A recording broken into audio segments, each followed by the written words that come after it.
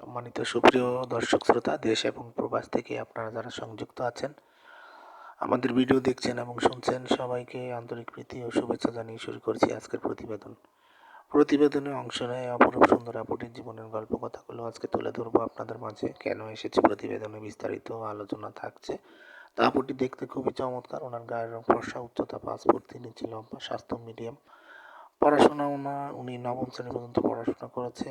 পরিবারের বড় মেয়ে, নামাজ কালাম পড়তে পারে, কোরআন পড়তে পারে। আর ওনার আরেকটি ছোট বোন আছে, বোনটি পড়াশোনা করছে। পরিবারে ওনার বাবা নেই, মা আছে। উনি একটি মার্কেটে একটি দোকানে সেলসম্যানের কাজ করে। উনি ওনার পরিবারকে সাপোর্ট করতে গিয়ে আসলে বিয়ে শাদী বসা হয়নি। এই মুহূর্তে আসলে ওনার বর্তমান বয়স 21। উনি চাচ্ছে একজন ভালো দায়িত্ববান মনের মানুষ। পাত্রের বয়স বেশি বা বিবাহিত হলে উনি বিয়ে বসতে রাজি আছে। এক প্রকার অসহায়ত্বের কারণে মূলত উনি প্রতিবেদনে এসেছে, কোনো সহযোগিতা চায় না। উনি চাচ্ছে ওনার মনের সাথে মন মিলিয়ে যদি কোনো একজন ভালো মানুষ তাকে জীবনসঙ্গী করে নেয়, উনি সারা জীবন তার পাশে থাকতে চায়।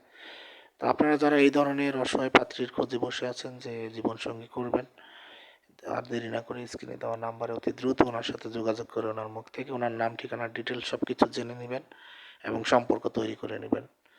আর আমাদের নিয়মিত ভিডিও যারা দেখছেন, প্রত্যেকটি ভিডিওতে দয়া করে একটি লাইক, কমেন্ট, শেয়ার করে আমাদের চ্যানেলকে সাপোর্ট করবেন, পাশে থাকবেন।